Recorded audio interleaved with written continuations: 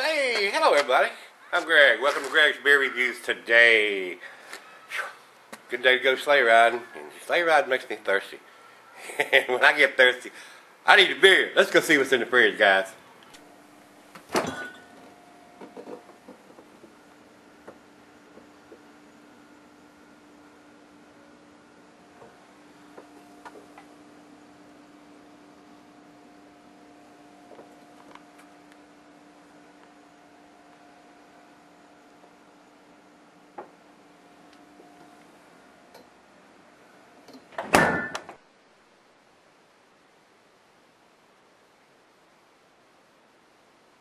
Hello everybody, thanks for stopping by Gregsbeerreviews today. This beer should be something special here, and especially with the price. This beer's got a sticker here of $7.50. It's almost like a bottle of wine there, ain't it? This is Left Hand's Warrior IPA with Colorado fresh hops. They do this once a year. This is an IPA, guys. It doesn't say the ABV on the label anywhere, but I went to the site here and it says different years have different ABVs. Gregsbeer has it at 6.8, and then if you go to Beer Advocate, they got it at 7.60, and then you go to their site and it has 7.60. So we're going to assume that this beer is 7.60. It is a fresh hopped IPA. The ABV, I said, is 7.60. IBUs is 69. The malts is pale, two-row, crystal, and wheat malts. The hops are fresh Colorado grown Cascades, Warrior varieties from our estate and local community contributors. So it's hard to tell what all it's got in it. If they're having all that kind of contributors, people will be dumping stuff in there and say, oh yeah, this is all Cascade, and be something else in there. So we'll find out what that is. Alright, going back, starting over here. The food pairings for this beer, guys, cuisine is the curry, the Thai, the cheeses are the peppery, Monterey, pepper jack, the sharp, your blue, your more pungent cheeses, gorgonzola and limburger. The meat for this is poultry, fish, shellfish, and salmon. The glassware is pint, becker, stein, tumbler, the mug, or Sidell. 7.60, it's IPA. I probably could have poured it into double glass too. So we're going to use a pint glass today on this one, guys. So I don't think there's anything on the label that we need to talk about. I think we discussed everything so far. This is done once a year, but I still like to have a date on it. I can't see anything on it. There's nothing on the label. There may be some digitized on the bottle, so we'll see when we get to the end. So with that being said, off with the cap, into the glass. Let's go down the center. See if we can get us at least a 2-3 finger head here. When you do pour it aggressive, a lot of times they give you a nice little swirly volcano type action there. We'll give us a 2-finger head on that one. Look at that. Oh yeah. Alright, into the glass. The beer has a lot of particles floating around in it, so this is a lot of junk in the trunk on this one, guys. So,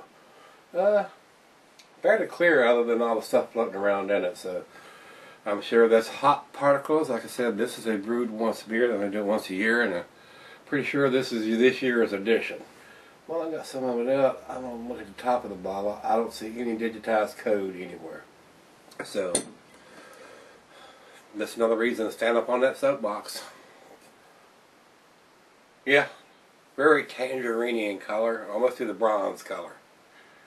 Very nice head, off-white, large and big bubbles.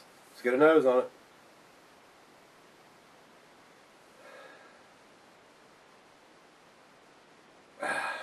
I'm getting pine. I'm getting the citrus. I'm getting I'm getting a grassiness. There's some candiness to that too. There's some sweetness there, caramel. Very unique smell on the graininess there. The hops is fresh Colorado grown Cascade Warrior. It may be the Warrior hops again, or some of the local community contributors, but I don't know what they've contributed. It's got a different smell. It's almost got a spicy smell to it.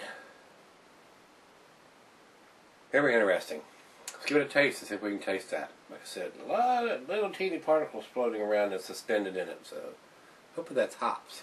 Cheers, everybody.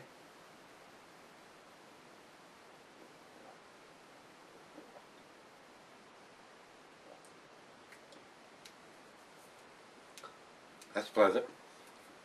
It's got a sweetness, but the bitterness, it definitely has a bitterness.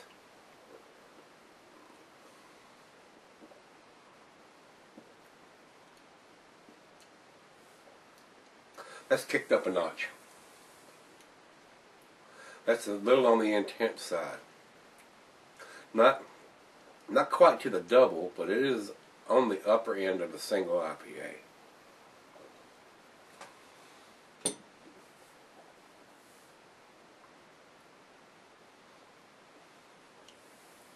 Yeah, I don't know. Some of the brewers draw the line a little finer from what a regular single is. Stops at 7, stops at 8.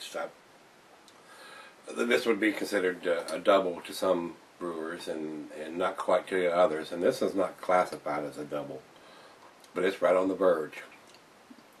It's got that sweet, but it's got a spiciness to it.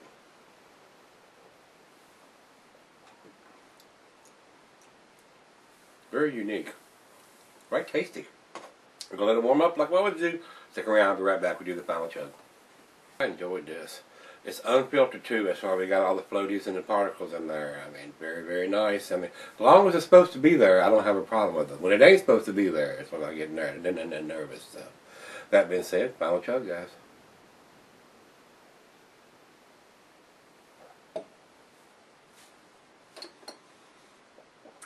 Wow. Very tasty. A nice spiciness to it too. I'm sure that's from the Warrior hops. I don't grow Warrior hops and don't drink a lot of beers with Warrior hops that have never brewed with any Warrior hops that I know of, that I remember brewing from. So I don't remember purchasing any. So very tasty. I don't know if it's tasty enough to justify the $7.50 price tag for a bomber. That's what makes me a little nervous when I see this prices like this on these kind of beers and stuff. I'm going, and they don't have dates on them. You just got to know that this is, and that's what I said when I seen it. And I said, "Is this fresh?" And he goes, "Yep, just come in a month or so." So I mean, and when they tell you that, you got to take them for the word. And then you can come in and find out, well, it came out 6 months ago, and maybe he just got it from the distributor a month ago. So, guys, I like to have those dates. So I absolutely know I'm not taking somebody's word for it. So that being said, I find it very, very tasty. I am going to give it I'm stuck between an 8 and a 9, guys. I'm going to give it the 8. I'm going to give it the 8, which is an A-. It's definitely an A beer, and very tasty. Too pricey. For what it is, it's too expensive. That is why it doesn't get the 9. And the reason it doesn't get to 10 is because it doesn't have the date. Too expensive and doesn't have a date, even though it's a brewed once a year beer. So I still want to have that date on there, guys. So I can't think of anything else that I would degrade the beer for. That's the only two things that I would think it needs to improve on. So with that being said, Great Beer has 94 overall, 89 in the style, and Beer Advocate comes up with 86, which is in their good range. So it is definitely a good beer, better than a B beer. It's an A beer. If it wasn't $7.50 for a bottle of it, I would probably give it the 9. So that's a major deterrent on that grade, guys. So if you've had this one, give me some comments back on this one. Let me know if you liked it, loved it, couldn't stand it, best thing I ever had, and hit the like button, and let's look at the prettiest tomorrow. See everybody there.